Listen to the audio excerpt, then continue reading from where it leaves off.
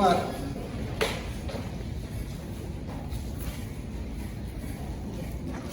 de formación de la orina, ya a partir del día jueves, desde el día martes, comenzamos lo que representa otra de las funciones del riñón, que es cómo hacemos para concentrar o diluir una orina, dependiendo de lo que está ocurriendo a nivel del organismo.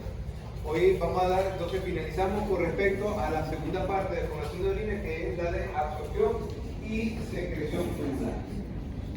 El día martes estoy tratando de que lo podamos lograr. Vamos a hacer una superclase o una clase especial. Si tengo el permiso de la facultad, lo vamos a hacer en el auditorio, de 12 a 3 de la tarde, ¿ok? Para que sepamos, una superclase, porque vamos a dar la parte de concentración de orina, la doy yo, y los preparadores me van a dar una clase que es la de riñón como órgano endocrino, y van a dar la parte de emisión, ¿ok? Entonces, bueno, para que sepan que es probable que si yo consigo eso, vamos a dar una superclase que va a ser en ese tiempo. Ahí sí lo vamos a hacer grupo B y grupo D juntos, porque va a ser en el auditorio y tiene capacidad para ello. Entonces, para que sepan que eso lo vamos a hacer probablemente el día martes, pero yo tendría que avisarle a sus delegados que si eso está aprobado, si tengo el permiso del auditorio, lo hacemos. ¿Ok? Entonces, bueno, para que sepan. Vayan estudiando, vayan preparándose para el examen. El examen probablemente pueda ser dentro de un mes, quizás un mes y medio, no sé, finales de junio o primera semana de julio, no sé, porque hay que hacer, antes del examen viene el taller, entonces necesito que se vayan preparando, no lo dejen para el último. El primer examen de fisiología es más fuerte, en el sentido, no es que preguntamos de una forma más difícil, sino más fuerte para ustedes, porque no es la primera vez que se va a encontrar con un examen de 40 preguntas, una hora para responderlo, entonces es un poquito complicado de saber qué es lo que me están preguntando, cómo tengo que contestar, aunque vamos a hacer, a lo que yo termine esta parte de los exámenes, le vamos a ir lanzando algunas formas de preguntar para que ustedes puedan saber a qué se va a encontrar en el momento de realización del examen. ¿Okay?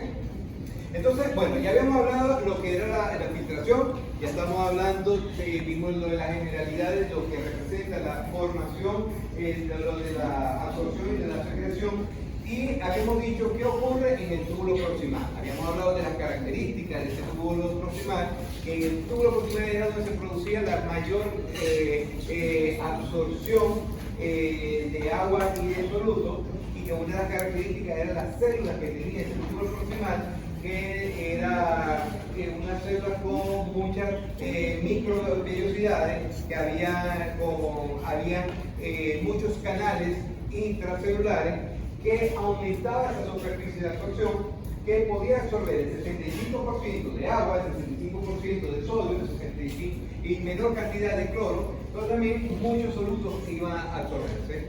Gran cantidad o casi la totalidad de los componentes orgánicos, como glucosa, como los aminoácidos, se absorbían en esta porción.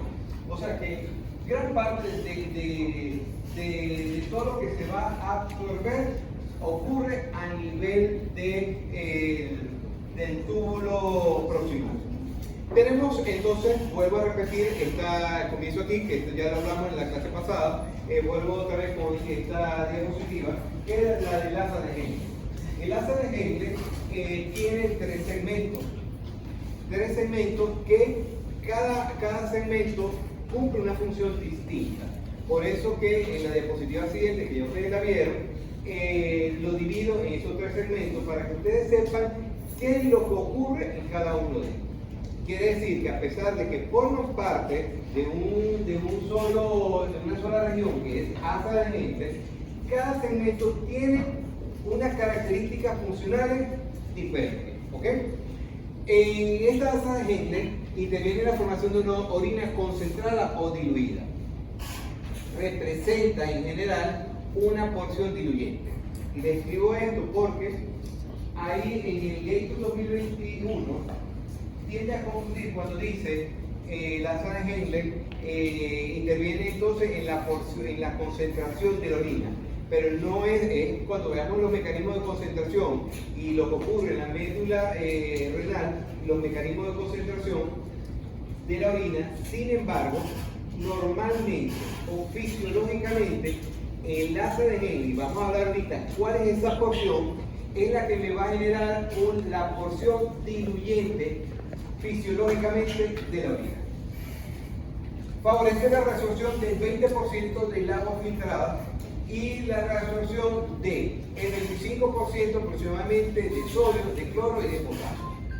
Tenemos aquí, como le habíamos hablado en la clase pasada, hay transporte activo, transporte pasivo. En la rama descendente hay una difusión pasiva. Difusión pasiva es porque va de un lugar de mayor concentración a un lugar de menor concentración y no necesito energía. Y se lo adelanto, lo principal que se ocurre allí es la absorción de agua, que es por un proceso pasivo, por un proceso de ósmosis de mayor a menor concentración. Y tenemos en la rama ascendente, es donde se va a producir el transporte activo. Y el transporte activo es, porque aquí en la rama ascendente, como lo vamos a ver más adelante, es impermeable al agua, pero es permeable a los solutos. Y para el transporte de esos solutos se necesita allí energía. Entonces tenemos el segmento descendente fino, el segmento ascendente fino y el segmento ascendente grueso. Lo puedo dividir esto en una porción descendente y una porción ascendente. La porción ascendente tiene dos porciones, o subporciones, o dos subregiones. Sería la porción descendente delgada, que es la que inicia, ascendente delgada, y la porción gruesa ascendente.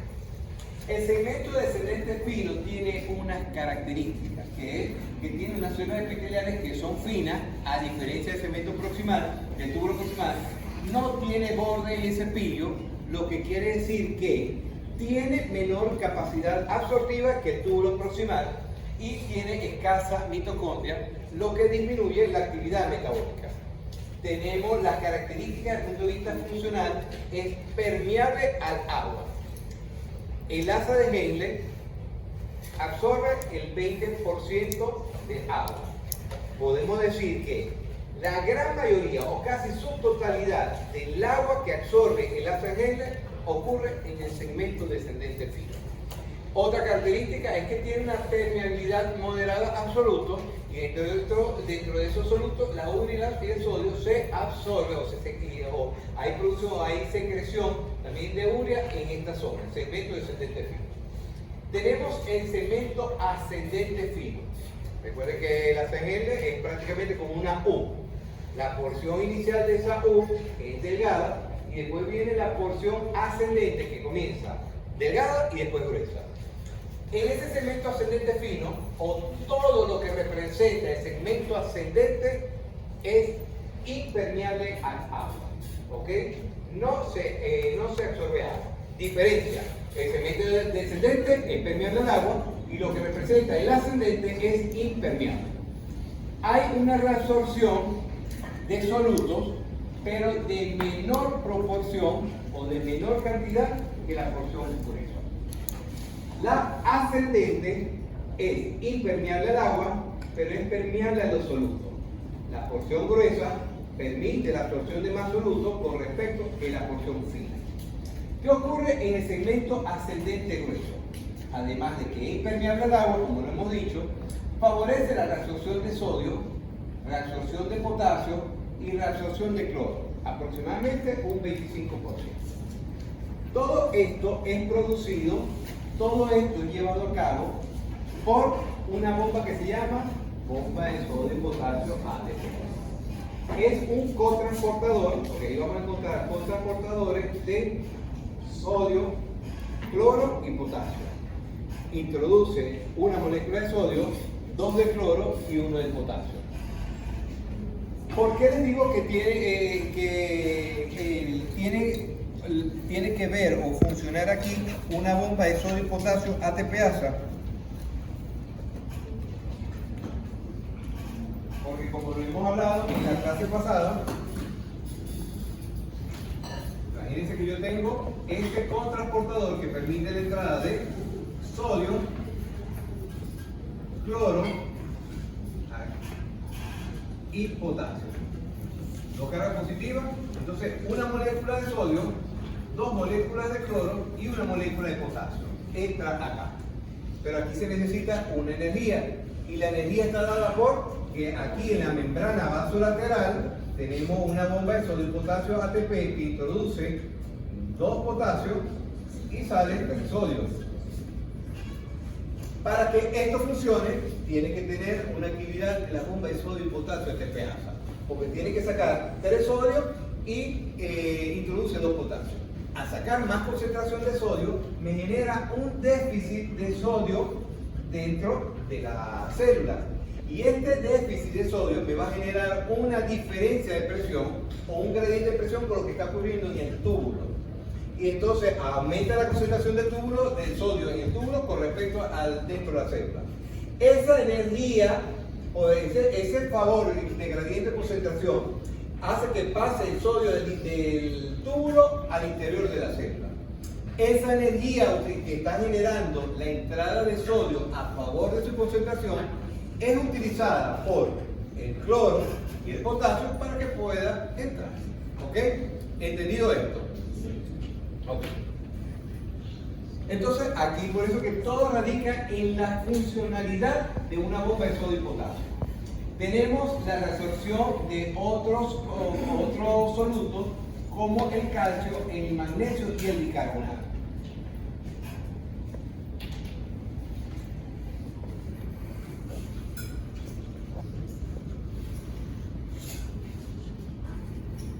A través de las uniones estrechas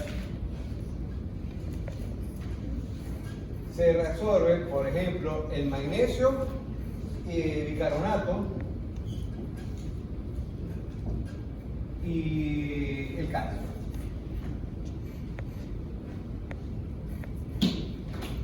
Aquí se reabsorbe mucha carga positiva a través de la vía paracelular al interior de la célula. ¿Ok? Al interior de la célula. Una de las cosas que también puede absorberse también por esta vía es el cloro. ¿Ok? Que el cloro es carga negativa y se empieza a introducir, al interior del intersticio, va a entrar carga negativa, desempeñado es por la carga positiva que hay en este intersticio. ¿Qué es lo que me permite a mí que el cloro entre al interior de la célula? Por la carga negativa que hay a nivel de la célula. Hay más carga negativa que positiva. Y uno dirá, ¿pero por qué hay carga más negativa que positiva? ¿Cuánto está entrando de carga positiva con este transportador? Entra sodio y entra potasio, que son dos moléculas positivas. Pero también está entrando cloro, que está entrando dos moléculas negativas. O sea, que está entrando dos negativos y dos positivos. Pero ¿por qué se produce esa carga negativa o menos positiva en el interior de la célula? Porque ese potasio que está entrando acá, hay un proceso que se llama retrodifusión de potasio, donde el potasio puede salir hacia el intersticio o simplemente por sus canales específicos aparece y pueda salir otra vez a la luz. Ese movimiento del potasio que sale hacia la luz o hacia acá me genera un déficit de carga positiva acá o de carga negativa, porque está saliendo potasio, me genera una carga donde me favorece la entrada de cloro al interior de la célula y al interior del intersticio. Entonces hay una bomba de sodio hidrógeno acá en la membrana luminal donde permite la entrada de sodio y la salida de iones de hidrógeno, o sea, donde va a haber secreción de iones de hidrógeno y va a haber la introducción del sodio.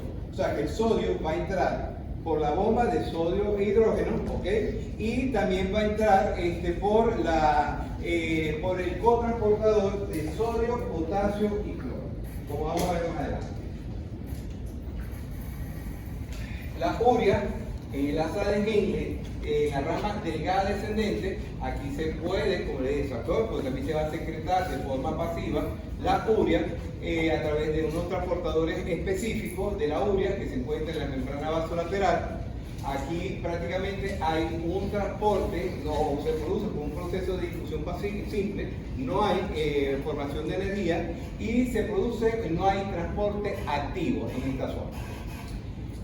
Hablamos del segmento diluyente, que es la rama ascendente gruesa, y consideramos que es un segmento diluyente porque me va a alterar la osmolaridad que hay dentro de la luz tubular en el asa de Henle. En el asa de Henle, si yo estoy absorbiendo mucha cantidad de solutos al interior del asa a través del asa de Henle, ¿cómo creen ustedes que está quedando la solución en el asa de Henle, en el túbulo, en esa luz tubular? Si yo estoy absorbiendo puro soluto, ¿cómo está quedando el líquido? Más diluido, porque estoy sacando todo el soluto, lo estoy absorbiendo y está quedando más líquido con respecto a soluto.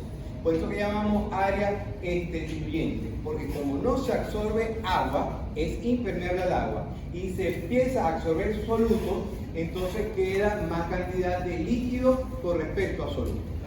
Yo les puedo preguntar esto sin el examen, pero yo quizás no se lo pregunto de esta manera, sino entonces me vaya con osmolaridad. Entonces la gente me dice, doctor, ¿por qué usted me lo preguntó de otra manera? Porque en medicina no todo nos llega del librito. Yo tengo que poner a ustedes a pensar, porque fisiología es pensar. Entonces yo quizás no le diga, ¿cómo está la dilución de líquido en el túbulo, en el asa de Henle? Le puedo preguntar, ¿cómo está la molaridad?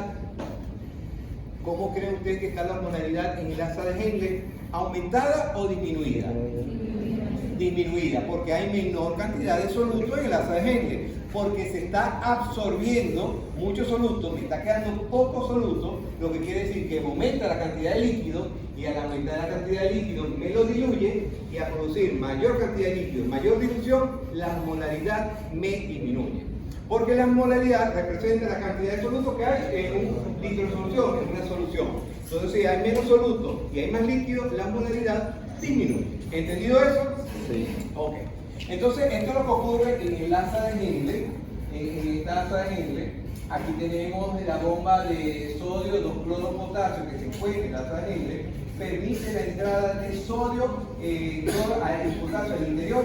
Pero para que esto se produzca y para que funcione también la bomba de sodio-hidrogenión, que entra sodio y sale hidrogenión, tiene que funcionar la bomba de sodio-potasio ATPase. ¿Okay? Esta bomba de sodio y potasio ATPase hace que me genere un déficit de sodio en el interior de la célula. ¿Okay? Y al producir este déficit de sodio permite la entrada de sodio a través de la membrana luminal. Y aquí hay canales específicos de cloro que entra, que logra salir de la célula hacia el intersticio. Y también hay una retrodifusión de potasio. Este potasio que ha entrado, que está entrando carga positiva, logra salir hay una retrodifusión y sale hacia el intersticio o sale hacia la luz tubular. ¿Qué es importante aquí desde el punto de vista clínico? Porque yo a muchos pacientes yo les puedo decir, estás reteniendo líquido, pues yo te tengo que poner entonces a orinar. ¿Okay? Vamos entonces a colocar un medicamento para que yo pueda producir que el paciente empiece a orinar mayor cantidad. ¿Cómo lo podemos hacer? Hay medicamentos que son llamados diuréticos, por ejemplo, hay diuréticos del asa, pero eso el más conocido es el Lasix, no sé si lo han escuchado ustedes, el Lasix o la furosemida.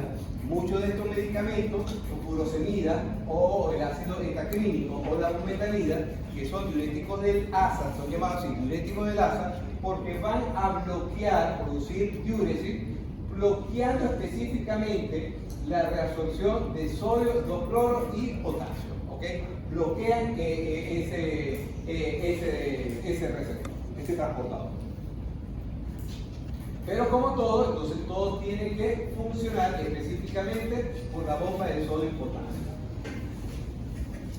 Y cuando actúan los diuréticos, me van a bloquear específicamente este transportador. Esta es otra forma para absorber el sodio. Y por vía paracelular se reabsorbe sodio, potasio, magnesio y calcio por esta vía. El túbulo distal hay una porción inicial, no voy a hablar como porción inicial, no como primera porción, que es donde esa porción inicial que se prolonga del asa de Henle, antes de llegar a esa porción contorneada del túbulo distal. Su porción inicial conforma la mácula densa, que esas son células especializadas de alta densidad que cubre la porción inicial del túbulo distal. Esa, en conjunto con las células yuxtaglomerulares de la arteriola aferente y de la arteriola eferente, van a producir o van a constituir el aparato yuxtaglomerular. Tiene unas características similares a la rama ascendente gruesa de la sargento. Si yo le digo que tiene unas características similares a la rama ascendente de Henle, es que va a ser impermeable al agua, pero va a reabsorber solutos. Entonces, reabsorbe sodio, calcio, cloro y potasio no acompañado de agua. Porque entonces es impermeable al agua y a la urea y tiene una porción influyente. Entonces, en este lugar vamos a ver esta porción total, porque en la porción inicial o la primera porción del túbulo distal encontramos allí la mácula densa, que cumple una función que la habíamos hablado en otra oportunidad, favorece la reabsorción de cloro y sodio, aquí aproximadamente un 5%. Ustedes ven, 65% en el túbulo proximal, 25% en todo lo que representa la sargento, y ya 5% de reabsorción de sodio ocurre en el cloruro, en el túbulo distal, primera porción. Aquí hay cotransportadores de cloro y sodio en esta zona, y para que esto ocurra, la reabsorción de cloro y sodio, para que ocurra la reabsorción por medio de cloro y de sodio por medio de un cotransportador, ¿qué necesitamos? Necesitamos una bomba de sodio y potasio ATPase. ¿Para qué? Para que esta bomba de sodio y potasio ATPase me saque sodio y introduzca potasio, el sodio pasa al líquido intersticial y me genere un déficit de sodio dentro de la célula y permita que un cotransportador en la membrana luminal permita la entrada de cloro y de sodio al interior de la célula. Posteriormente hay canales de cloro que van a permitir la salida del cloro al intersticio. La segunda porción del túbulo distal, junto con el túbulo conector y el túbulo conector cortical, se explica juntos porque comparten las mismas características. Tienen características estructurales y funcionales iguales, y está constituido todas esas porciones por dos tipos de células. Tenemos unas células principales y unas células intercaladas. Las células principales van a reabsorber agua y sodio y secreta potasio, y las células intercaladas, donde cumple una función en la regulación del equilibrio ácido-base, que va a ser la última clase que vamos a dar de fisiología renal, interviene en la regulación del equilibrio ácido-base y me va a reabsorber potasio y me va a secretar hidrógeno.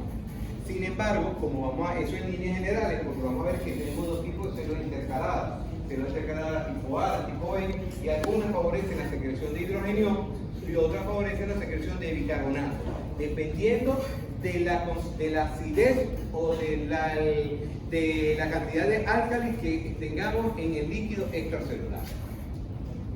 Las células principales, su principal función es secretar potasio y favorecer la reabsorción de sodio.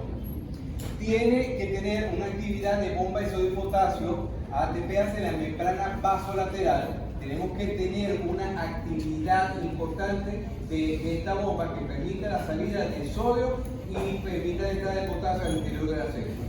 Nuevamente les explico. Cuando yo les digo que tiene que tener la salida de sodio, este sodio va hacia el líquido intersticial que se pone en contacto con el capilar peritubular para que posteriormente sea absorbido.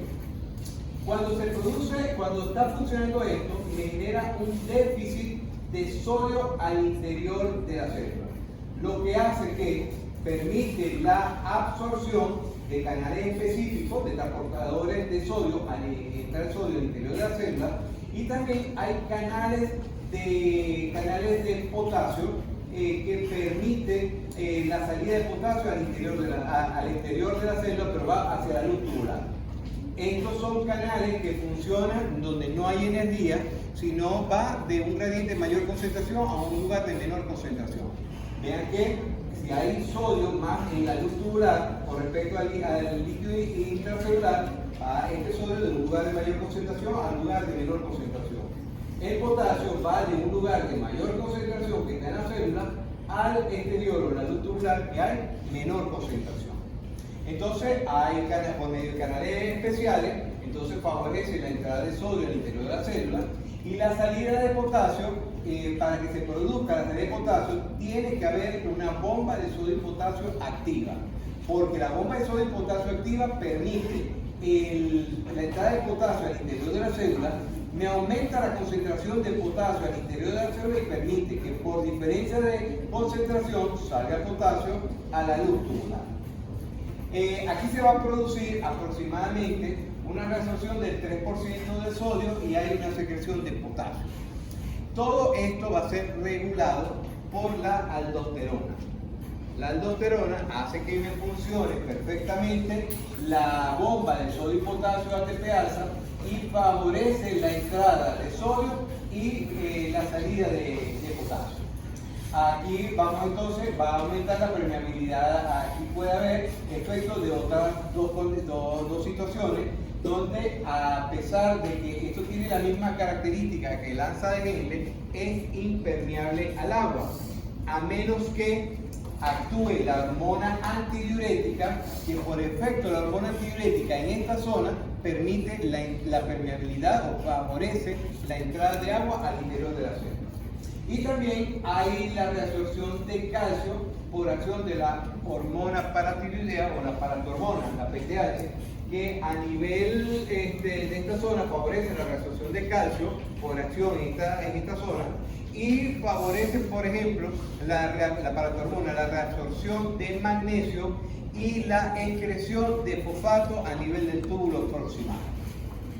Aquí tenemos la aldosterona, que es una hormona que es secretada en nuestro cuerpo, es secretada por la glándula suprarrenal y es estimulada por la angiotensina 2.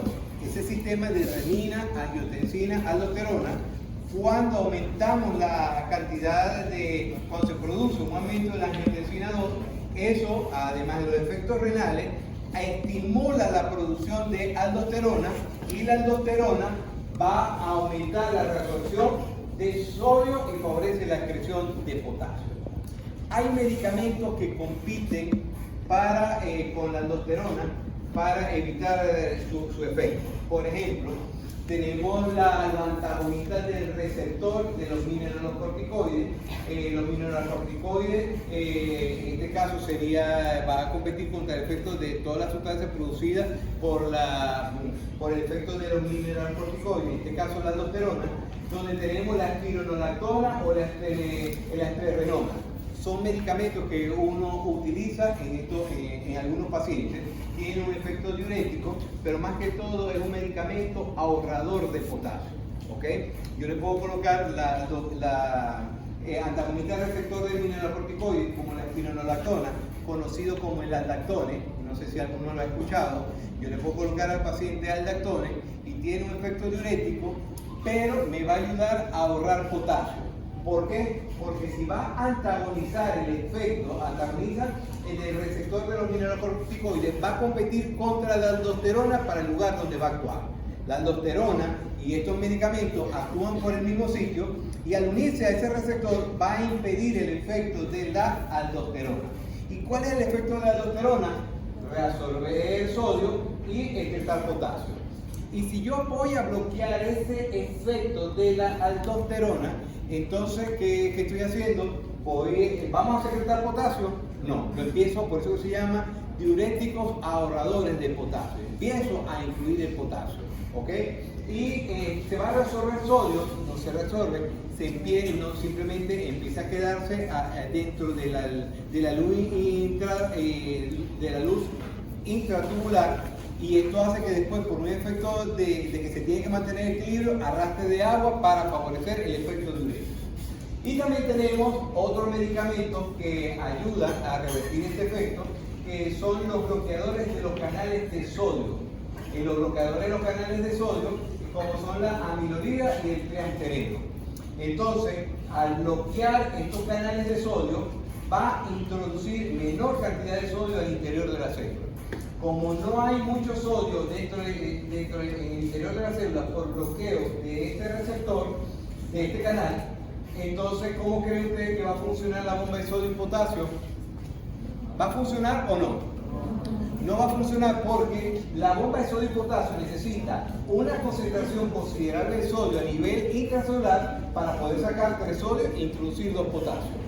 Si no estoy bloqueando este receptor, este canal de sodio, no va a entrar sodio acá y no me va a funcionar posteriormente esta bomba de sodio y potasio TPA, no me sale sodio y no me entra potasio. Y por consiguiente, al no entrar potasio al interior de la célula, disminuye la concentración de potasio al interior y esto me va a ese gradiente de concentración, esa diferencia de concentración de potasio se bloquea, porque tiene que, para que salga potasio tiene que haber una difusión por gradiente. Es decir, tiene que haber mayor concentración de potasio dentro de la célula para que pueda salir de la célula a la luz tubular. Pero como esto no está funcionando por bloqueo de este canal, entonces no entra potasio por la bomba de sodio y potasio TPA y por consiguiente no hay potasio suficiente para que pueda salir a través de su canal a favor de su concentración. ¿Entendido esto? Ok. Tal cual como se lo estoy dando, tal cual esquemáticamente por parte, cada cosa que ocurre en cada segmento, así lo preguntamos. Les voy a preguntar qué ocurre, qué se transporta, cuál es el mecanismo, cómo se va a absorber esto. Tal cual como lo estoy diciendo, así lo voy a preguntar. Tal cual como lo dicen los libros. Ustedes estudien, o sea, yo solamente aquí soy un orientador, pero ustedes tienen que estudiar por los libros para saber afianzar más los conocimientos. En el túbulo colector final y el túbulo colector cortical, tenemos también células intercaladas. Habíamos hablado de células principales, ahora son las células intercaladas.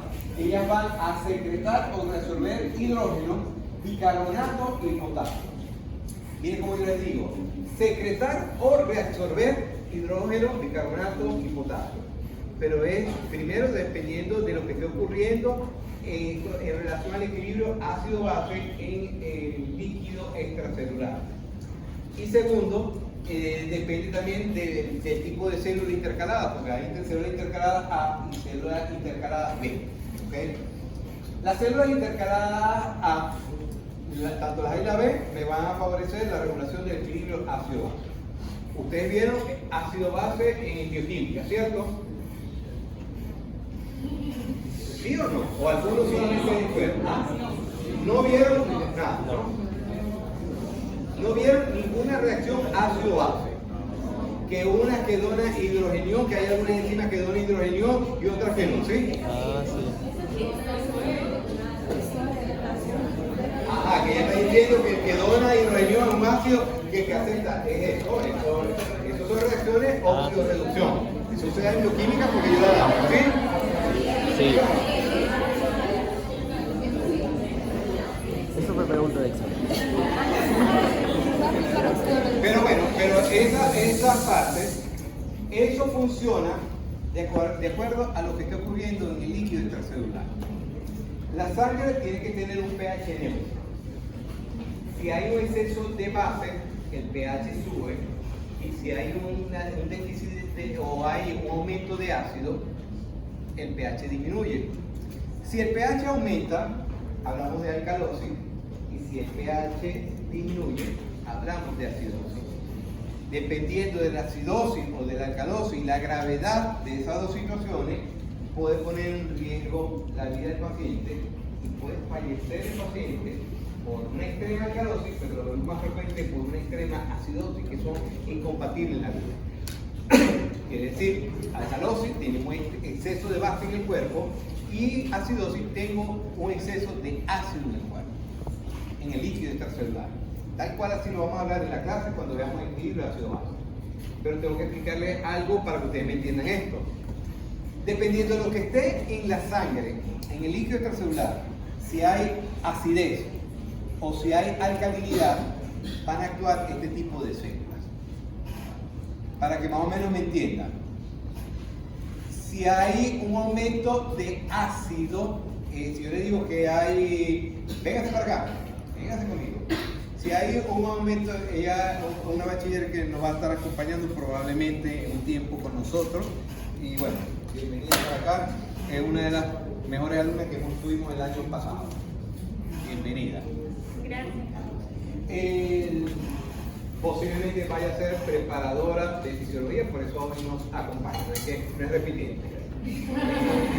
Es una posible preparadora. Entonces, le decía lo de los ácidos y lo de las bases. Para que más o menos me entiendan qué es lo que va a hacer la célula intercalada A o B. Si yo les digo que va a sacar hidrogenión, y yo le digo que tiene que secretar hidrogenión, es porque hay ácido en la sangre. La presencia, más o menos para que lo entendamos así ahorita, y después lo vemos con profundidad en la clase, la presencia de mucho hidrogenión en la sangre me va a generar acidez. Y la presencia de mucho bicarbonato en la sangre me va a generar alcalinidad. ¿Ok? Para que me lo entiendan. Entonces, si en el líquido extracelular hay acidez, o hay una acidosis, o hay una acidemia, entonces en las células intercaladas tipo A van a favorecer la secreción de hidrógeno. Secretamos porque entonces yo tengo que sacar ese hidrógeno que tengo en exceso en el cuerpo, lo vamos a sacar, a eliminar, para que no se me acumule más, porque hay mucha acidez en la sangre. Lo hacemos mediante dos tipos de bombas. Tenemos la bomba de ATPasa de hidrógeno y la bomba de ATPasa de hidrógeno y potasio. Al excretar hidrógeno, yo tengo que reabsorber entonces bicarbonato, porque bicarbonato es lo que me va a dar la estabilidad. ¿Ok? En este caso, si hay mucho ácido, yo tengo que entonces meterle más base a esa sangre para que poder mantener el equilibrio y recuperar ese pH neutro que debería tener. Si yo tengo mucha base, tengo que pasarle un poco de ácido a la sangre para mantener siempre el equilibrio. ¿Cómo lo hacemos? Entonces tenemos acá, a ver la célula intercalada A, ok. Aquí tenemos que yo tengo que eliminar, aquí tengo una bomba, por ejemplo, esta es una bomba de ATPasa de hidrógeno y la bomba de ATPasa de hidrógeno potasio. Aquí esta bomba actúa eliminando hidrogenión, ¿ok? Y este hidrogenión sale en contra de su gradiente de concentración. Por eso que se necesita energía. Recuerden que la orina es ácida o es alcalina. Es ácida. Entonces, aquí, ya cuando estas son las porciones finales para la formación de la orina, aquí este hidrogenión va a salir en contra de los gradientes de concentración. En el túbulo proximal había dicho que también una bomba de sólido hidrogenión donde elimino también el hidrogenión, ¿ok? Y ese hidrogenión sale en contra de su gradiente de concentración. Pero es más aún esa salida de hidrogenión en contra de su gradiente de concentración lo que está ocurriendo en el túbulo lingual y el túbulo colector cortical. O sea, hay mayor cantidad de ácido en esa luz túbulo. Entonces, en presencia de acidez en el líquido extracelular, empieza a activarse esos transportadores y sale hidrogenión por este transportador de ATPasa de hidrógeno o hidrógeno potasio ATPasa, donde sale hidrogenión y se intercambia con el potasio entra. ¿Qué ocurre al salir con ese hidrógeno? Yo tengo que reabsorber el bicarbonato, porque tengo que incluirle bases a la sangre. Lo hacemos de esta manera. El sodio, que es producto del metabolismo, o lo que se encuentra ese CO2, que se encuentra producto del metabolismo, o se encuentra en líquido intersticial, o que viene del líquido peritubular, de las cavidades periturbulares, este sodio atraviesa la membrana. Este sodio se une con el agua en presencia de una anhidrasa carbónica y forma ácido carbónico. Este ácido carbónico se disocia y forma bicarbonato e hidrógeno. Este hidrógeno es utilizado para salir por mediante estas bombas y este bicarbonato es capaz de salir al líquido intersticial mediante un contratransportador de cloro y bicarbonato. Y entra el cloro al interior de la célula y sale el bicarbonato. Y el cloro puede salir por sus canales especiales que están en la membrana luminal. Lo que quiere decir que por cada salida de hidrógeno va a salir bicarbonato. Estoy eliminando ácido y estoy reabsorbiendo ácido. En las intercaladas tipo B hay una reabsorción de hidrógeno y hay una secreción de bicarbonato. ¿Ok? ahí ocurre lo contrario. Ahí yo lo que necesito es, como hay alcalinidad, yo entonces tengo que reabsorber ácido para tratar de buscar la neutralidad y empiezo a eliminar base, en este caso bicarbonato. Aquí vamos a encontrar que en la luz tubular vamos a encontrar unos transportadores que son cotransportador de cloro y bicarbonato. Esto se llama pendrina, este transportador que favorece la excreción de bicarbonato y la reabsorción de cloro. En la membrana vasolateral, vamos a encontrar las bombas de hidrógeno ATPasa y la bomba de hidrógeno potasio ATPasa, donde favorece la excreción, la reabsorción de hidrógeno al líquido intersticial y se reabsorbe o entra el potasio al interior de la célula. ¿De dónde sale ese bicarbonato que se va a eliminar? Se sale de esta manera. El CO2 viene del líquido intersticial, se une con el agua a nivel intracelular, por medio de la anhidrasa carbónica, forma ácido carbónico, se disocia, forma hidrógeno de bicarbonato. El bicarbonato es utilizado por este contratransportador con el cloro, que se llama pendrina, sale bicarbonato. Y este hidrógeno formado sale por su bomba de hidrógeno ATPasa y hidrógeno potasio ATPasa. ¿Qué podemos ver? No sé si se han dado cuenta. ¿Qué es lo que ocurre de diferencia de intercalada A, la célula intercalada A y la célula intercalada B? Que se ha invertido la ubicación de los transportadores. En las células intercaladas A, en la membrana vasolateral, tenemos el contratransportador de bicarbonato y cloro, y en la membrana luminal tenemos las bombas de hidrógeno y la bomba de hidrógeno potasio. ¿Qué ocurre en las células intercaladas B? Se alternaron, se cambiaron los lugares de esos transportadores.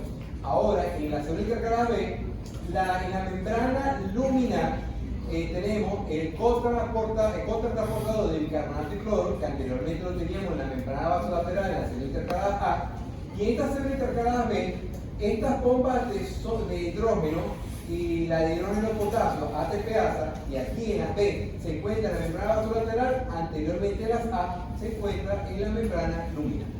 Miren la diferencia y lo que me va a permitir favorecer la excreción de bicarbonato o la excreción de hidrógeno. El túbulo distal final y el túbulo colector es impermeable a la urea, favorece la reabsorción de sodio, favorece la secreción de potasio, favorece la secreción y reabsorción de hidrógeno y bicarbonato, dependiendo de lo que esté ocurriendo, y la permeabilidad del agua depende del control de la hormona antidiurética. Miren cómo en las otras la permeabilidad del agua era en las zonas permeables, era solamente por un proceso de oro. En mayor concentración, menor concentración, atravesaba porque la permeabilidad era acentuada. En otras zonas no es permeable al agua. Pero en lo que representa el túbulo distal final y el túbulo colector cortical, la permeabilidad va a depender de la hormona antidiurética que me va a estimular la reabsorción de agua. Dígalo. Con respecto a la hormona antidiurética y el alcohol, ¿es verdad que el alcohol inhibe la hormona antidiurética? Por eso es que la gente va a tomar empieza a orinar bastante. Tal cual. ¿Okay? Entonces, en resumen, esto es lo que está ocurriendo a nivel del túbulo distal y final y el túbulo colector. Tenemos el túbulo colector medular, donde la reabsorción de agua y de sodio es menos del 5%. Habíamos dicho que en el túbulo distal, la segunda porción o la porción final, y el túbulo colector cortical también es 5%. Esto es menos del 5%. Aquí en esta porción del túbulo colector medular, lugar final de la formación de orina, porque ya hasta allí es donde se puede todavía modificar algo en esa orina final y después esa orina va a ser excretada. Tiene una característica, tiene sus células epiteliales que recubren esos túbulos, que son células cúbicas, lisas, con escasa mitocondria. Favorece la reabsorción de agua y que va a estar mediada por la hormona antidiurética, la HAD, hormona antidiurética. O sea que, hormona antidiurética, ¿dónde va a actuar? En la porción final del túbulo distal, en el túbulo colector cortical y en el túbulo colector medular. es permeable a la urea y esta urea va a cumplir un ciclo, que lo vamos a ver, un ciclo un poco complejo, que lo vamos a ver en la clase siguiente, que va a intervenir en este proceso de la concentración de la orina. Esta permeabilidad a la urea está dada por transportadores luminales UTA1 y UTA3 que se encuentran tanto en los luminales y también hay transportadores vasolaterales. Aquí vamos a encontrar que hay una secreción de hidrogeniones en contra de un gradiente de concentración, por lo que representa esta zona un control ácido-base. Si yo les pregunto a ustedes, ¿qué zona de los túbulos renales interviene en el mantenimiento del equilibrio ácido-base? ¿Cuál sería? Túbulo colector medular. Y puede ser, yo le puedo colocar varias opciones. Túbulo proximal, opción A. Opción B, asa de gente. Opción C, túbulo colector cortical. Opción D, túbulo colector medular. Y opción E, todas las anteriores. Así me enseñaron a hacer el examen. Así lo presenté yo igualito cuando era estudiante. Entonces, ¿cuál sería la opción? Sin embargo, aquí yo tenía que colocar otra opción porque le di dos opciones buenas. Entonces, aquí estoy dando dos opciones. Pero bueno, vamos a hacer algo. Vamos a hacerlo otra vez. Opción A, túbulo proximal. Opción B, asa de Henle. Opción C, túbulo colector cortical. Opción D, túbulo colector medular. Y opción E, la C y la D son correctas. ¿Cuál sería? C y D son correctas. Así. Tal cual así lo vamos a hacer. Hoy, le estoy dando preguntas del examen, pero se las voy a cambiar, ¿no? Yo se las modifico, se las volteo, se las pongo de otra manera, porque lo que yo quiero es que medicina se estudie con palestra y no tengo la capacidad de analizar fisiología, y un examen de fisiología tenemos que analizar. No vengamos que me lo tienen que poner M con A más. No, así no lo vamos a hacer. Entonces, miren, así como quiero que ustedes lo estudien. ¿Dónde usted puede hacer mapas conceptuales? ¿Dónde se produce la reabsorción de sodio? Un túbulo proximal, ¿dónde se produce agua? Y usted tiene que analizar cuál es una agua. ¿Dónde se produce la reabsorción de urea? Usted tiene que buscar la zona de la urea. Así quiero que ustedes se lo estudien para que sea algo más práctico. Continuamos. Tenemos otra cosa, otro concepto que es diuresis y natriuresis por presión, que no es más que la excreción de agua y sodio por la orina dependiendo de la presión. O sea, que la presión me va a favorecer la excreción de agua y sodio a través de la orina. Es lo que vamos a determinar diuresis y natriuresis por presión. Diuresis, vamos a hablar de volumen de agua, y natriuresis de volumen de sodio, y que se va a eliminar por la presión.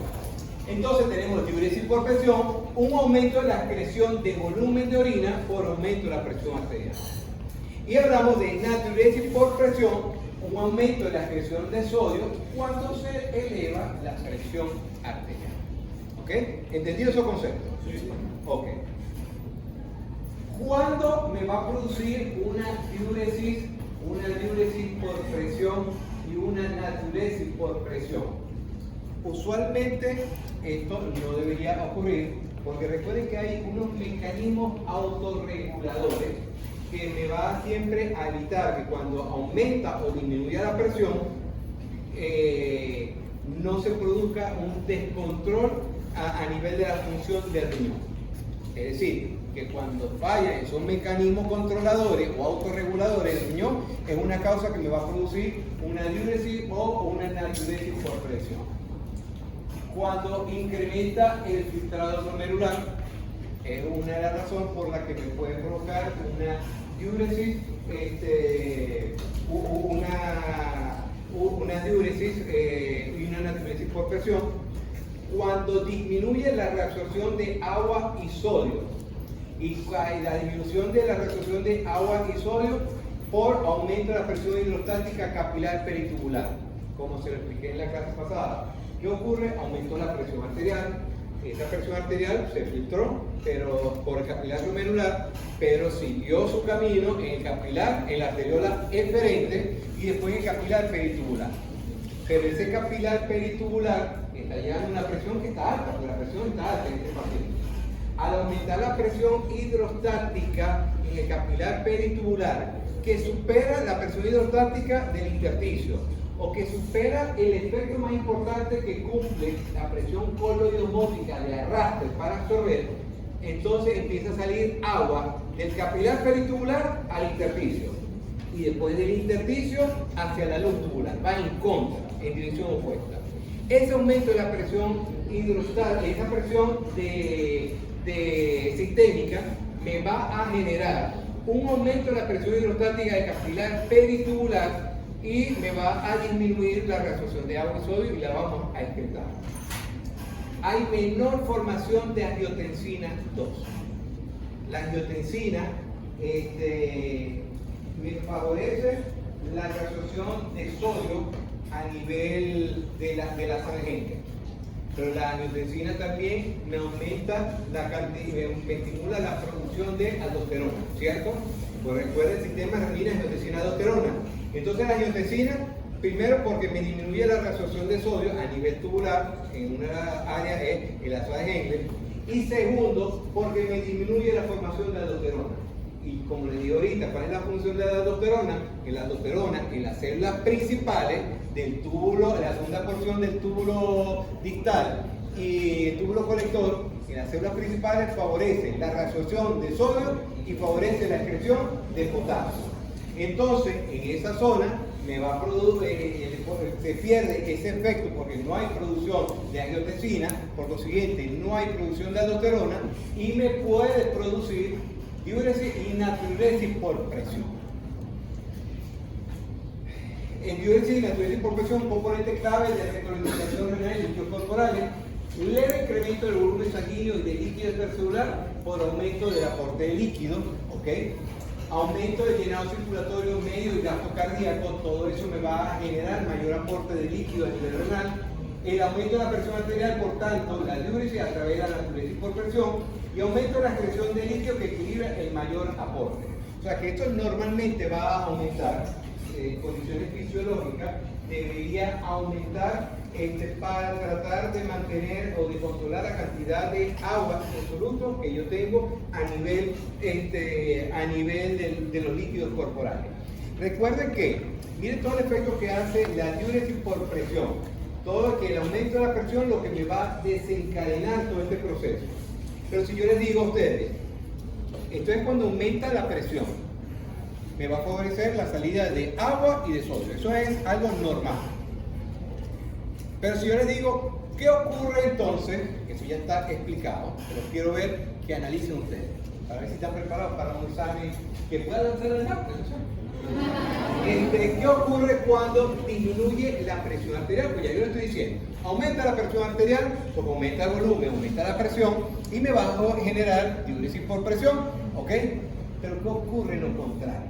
Si hay una disminución de la presión arterial, ¿qué se me va a estimular? Lo único que necesito es quién me va a estimular y por qué vía, hasta ahí, sin darme mucho aporte.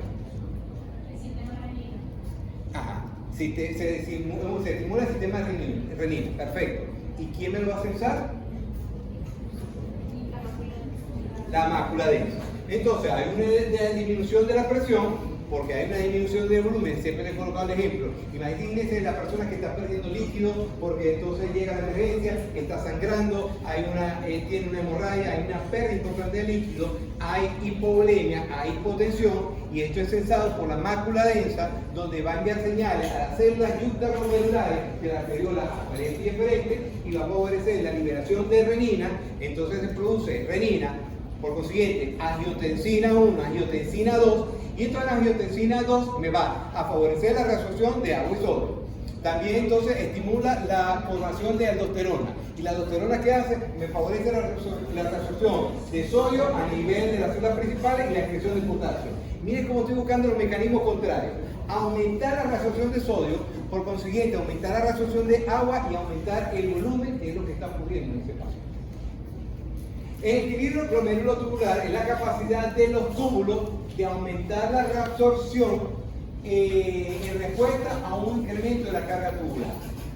Imagínense que hay un aumento de la carga tubular tanto de agua y de sodio. Si el riñón o los túbulos no están en capacidad de compensar ese aumento de la reabsorción de agua y de sodio, entonces todo eso lo tendría que excretar. Si aumentó el 50% de la ingesta de líquido en el día, el riñón tiene que tener la capacidad de reabsorber mayor cantidad de líquido o de fecales, tiene que hacer su ajuste. Entonces tiene que, pero en este caso, en este equilibrio, tiene que tener la capacidad de aumentar la reabsorción en respuesta de todo lo que se esté, filtrando, que es lo que llamaríamos la carga tubular. Los túbulos aumentan su reabsorción al aumentar la carga filtrada. Si es que se está excretando, o sea, por ejemplo, se filtró 3 litros, pero normalmente se filtra 1,5 litros, el riñón tiene, ese túbulo, tiene que tener la capacidad de acomodar su reabsorción para no perder todo lo que se está filtrando, dependiendo de la necesidad. Si yo les digo a ustedes que los túbulos aumentan su reabsorción al aumentar la carga filtrada, ¿dónde creen ustedes que se produce o qué parte del túbulo renal es el que se va a encargar de acomodar principalmente esa reabsorción de la carga filtrada? ¿El túbulo? Hazlo con fuerza, con seguridad. Aquí nos podemos equivocar o si se equivocan yo los ayudo, les digo dónde. El túbulo colector dice por acá, aquí también dice el túbulo colector. ¿Quién más aporta? Es el túbulo colector, ¿cierto?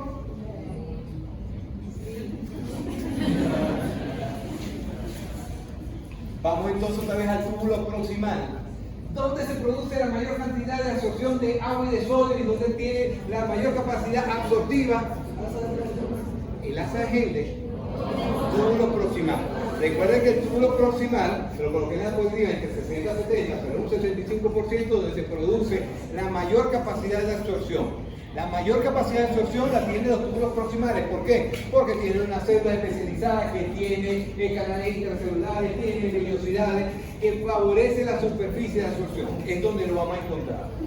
Puede deberse a fuerzas físicas en el túbulo y el intersticio renal que lo rodea, eso ya lo hablamos en la clase pasada, dependiendo de las presiones hidrostáticas y coloidomóticas que hay en ambos lados. Es un mecanismo independiente. Y esto va a evitar sobrecarga en el túbulo distal cuando aumenta el filtrado glomerular, porque no le puedo dar tanta carga al túbulo distal. Por eso que en los túbulos iniciales, en las porciones iniciales, es donde se tiene que producir es la mayor absorción. Es más, no sabía que aquí estaba hasta la respuesta. Ustedes decían, túbulo distal o túbulo colector. No, yo tengo que evitar que llegue tanto líquido a esta zona, entonces tiene que ser en las zonas previas, tiene que favorecer ese proceso de absorción. ¿Quiénes regulan la reabsorción tubular? Presiones en capilar tubular y de líquido intersticial, que eso lo hablamos ya en la clase pasada, pero vamos a resolver, vamos a explicar esto. Factores que influyen para la reabsorción tubular tenemos la PC, que es la presión hidrostática del capilar, tenemos la presión coloidomótica del capilar y tenemos el coeficiente de absorción que depende de la permeabilidad y depende de la superficie de absorción. Por ejemplo, se considera que esos riñones que están enfermos, donde se han dañado muchos de esos capilares, la superficie de absorción en capilares dañados va a ser mucho menor, ¿ok? O de túbulos dañados, de capilares y túbulos dañados, se va a absorber menor cantidad. ¿Ok? Entonces eso me lo explicaría. Pero ¿qué ocurre con la presión coloidomótica y la presión hidrostática? Yo les dije a ustedes que hay distintas presiones en el capilar y en el intersticio y que había presiones hidrostáticas y coloidomóticas a ambos lados como había en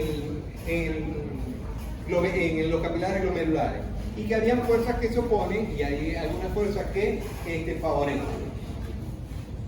El aumento, vamos a ver, ¿qué me puede aumentar la presión hidrostática? al aumentar la presión hidrostática, el efecto del aumento de la presión hidrostática del capilar, ¿cuál es el efecto? Disminuye la reabsorción. Es como que si, ¿cómo me va a aumentar la presión hidrostática? Es como cuando me aumenta la presión arterial. ¿Qué me lo puede provocar? Al disminuir la resistencia de la arteriola aferente, si disminuye la resistencia arteriolar aferente, es vasodilatación. Me permite la entrada de más flujo y aumenta la presión hidrostática capilar. La disminución de la resistencia de la arteriola eferente me va a aumentar la presión hidrostática y el aumento de la presión arterial me va a aumentar la presión hidrostática capilar. Otras características que me pueden influir es el aumento de la presión coloidosmótica. Al aumentar la presión coloidosmótica del capilar, recuerden que es la principal fuerza que me va a favorecer la reabsorción, porque hay mayor cantidad de soluto y por arrastre me lo va a introducir al interior del líquido de la luz del capilar periturbular. Al aumentar la presión del capilar, de coloidosmótica del capilar, me aumenta la reabsorción. Al aumentar la presión coloidosmótica, la presión coloidosmótica arterial, me aumenta entonces la presión coloidosmótica del capilar. ¿Cómo es esto? Al aumentar la presión coloidosmótica de la circulación arterial, cuando hay mayor cantidad de proteína. A medida que hay mayor cantidad de proteína, me va a aumentar la presión coloidosmótica que se va a transmitir hacia la presión capilar peritubular y me va a favorecer mayor absorción porque tenemos buena concentración de proteína. Y tenemos al aumentar ese filtrado, ese flujo y ese filtrado. Porque al aumentar ese flujo y se me está filtrando mucha sangre a nivel y aumentando la carga de filtrado a nivel en el glomérulo, que le había dicho yo, cuando se está filtrando mucho líquido, entonces, ¿qué es lo que va a pasar de plasma a la arteriola eferente? Va a pasar plasma, pero con menor cantidad de líquido y mayor cantidad de proteína. Entonces, me va a aumentar la presión coloidosmótica por aumento de este filtrado que está ocurriendo a nivel del glomérulo.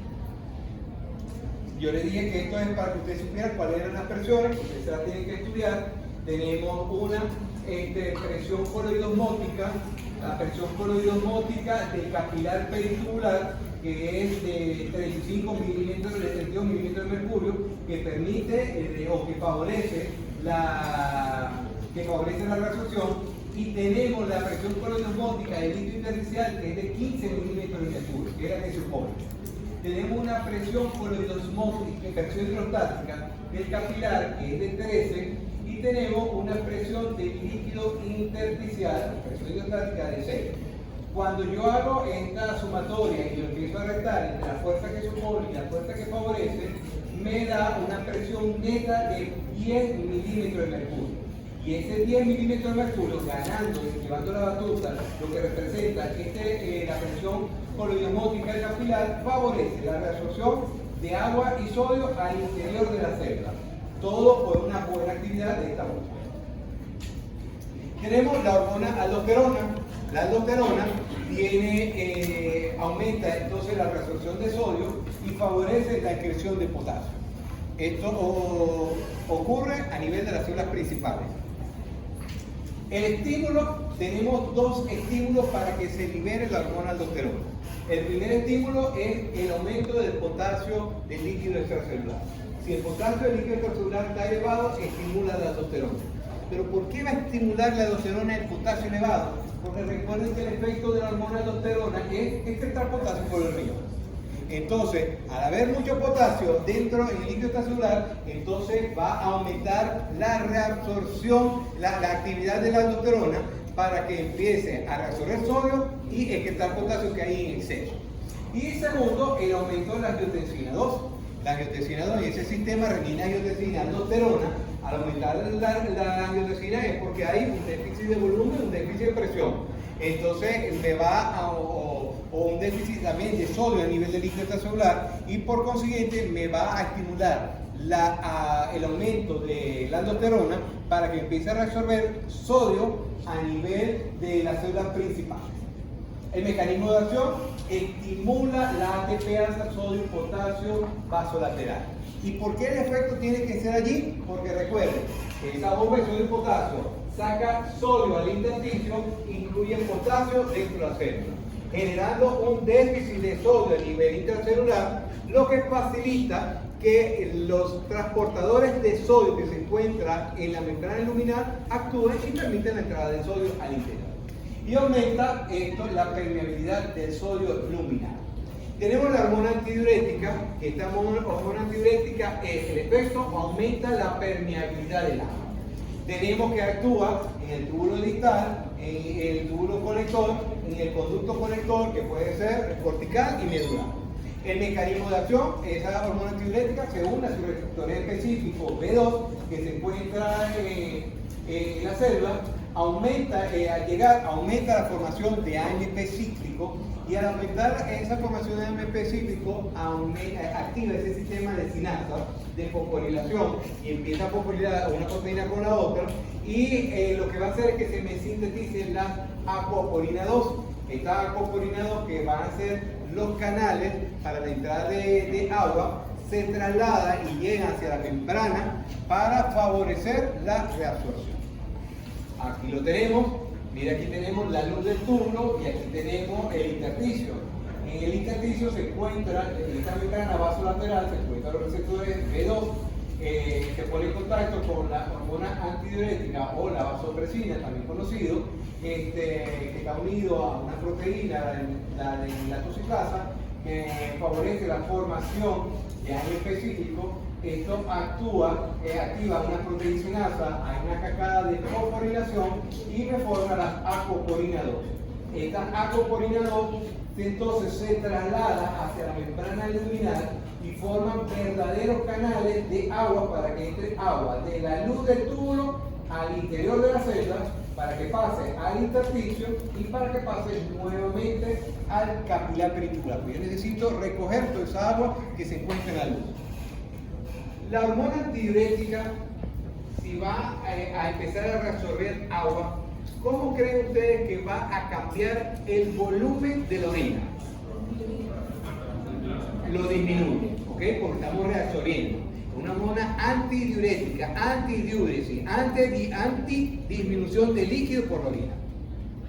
Tenemos la angiotensina 2, es la hormona ahorradora de sodio más potente. De todas las hormonas, es la hormona ahorradora de sodio más potente. Normaliza la presión arterial, normaliza el volumen intracelular y favorece la reabsorción de sodio. Los mecanismos: estimula la formación de aldosterona, ese es uno de los principales mecanismos. Otro es que contrae las arteriolas eferentes. Y al contraer las arteriolas eferentes, quiere decir que las contrae, disminuye la luz de la arteriola eferente, va a disminuir la presión hidrostática del capilar peritubular, porque va a entrar menor cantidad de líquido por ese capilar peritubular, porque está contraído. Y al disminuir la presión hidrostática capilar, va a aumentar la presión coloidosmótica del capilar. Disminuye la presión hidrostática, aumenta la presión coloidosmótica y favorece la reabsorción. Y estímulo directo a nivel tubular en la ATPasa de sodio y potasio, de sodio hidrógeno y de sodio y bicarbonato. Esto es lo que representa todo el sistema renina, angiotensina, aldosterona, comenzando por el riñón y todo lo que genera a nivel sistémico. Tenemos un péptido natriurético auricular, que es un péptido secretado por células específicas de la aurícula. Tenemos el corazón usted sabe que funciona como una bomba, llega líquido, y cuando llega mucho líquido, entonces se contrae y expulsa líquido hacia la circulación pulmonar o a la circulación sistémica. Cuando llega mucho líquido, las aurículas, las aurículas se pueden distender completamente. Pero ¿cómo llega ese líquido cuando hay mucho volumen? Si hay mucho volumen, porque hay mucho líquido a nivel de líquido intracelular, entonces esas células se estiran tanto que van a liberar este péptido que se llama péptido natriurético auricular. Este péptido natriurético auricular, como su estímulo es la sobredistensión de sus paredes o de la pared de la aurícula por presencia de mucho volumen de líquido, va a inhibir entonces la reabsorción de agua y sodio en el conducto corrector. Porque si hay mucho líquido, yo entonces tengo que inhibir la reabsorción de agua y la reabsorción de sodio. Inhibe la secreción de renina. Recuerden que al inhibir la secreción de renina, me va a inhibir la secreción de hidrogenado, que reabsorbe sodio, y la secreción de aldosterona, que reabsorbe sodio. Y disminuye la formación de angiotensina-2 y por consiguiente la formación de aldosterona. Tenemos la hormona paratiroidea, que es una hormona reguladora de calcio, favorece la reabsorción de calcio en el túbulo distal, inhibe la reabsorción de fosfato en el túbulo proximal y favorece la reabsorción de magnesio en el asa renal. Entonces, esto es como todo lo que representa el efecto de cada una de estas hormonas. El sistema nervioso simpático favorece la contracción de las arteriolas, ¿ok? ¿Cómo lo produce? Aquí va a haber una activación de receptores alfa-adrenérgicos y por esto, primero, tiene un efecto de contracción de la arteriola, tanto aferente como eferente. También por un mecanismo de activación de los receptores alfa-adrenérgicos aumenta la reabsorción tubular de agua y sodio, específicamente en el túbulo proximal, asa gruesa de Mebere y quizás en algunas partes distales. A su vez, el sistema nervioso simpático libera o estimula la liberación de renina y al estimular la liberación de renina me activa el sistema renina-angiotensina-aldosterona y favorece la reabsorción de tubular. ¿Okay? Con esto terminamos todo lo que es formación de la orina. Vamos saliendo rápidamente.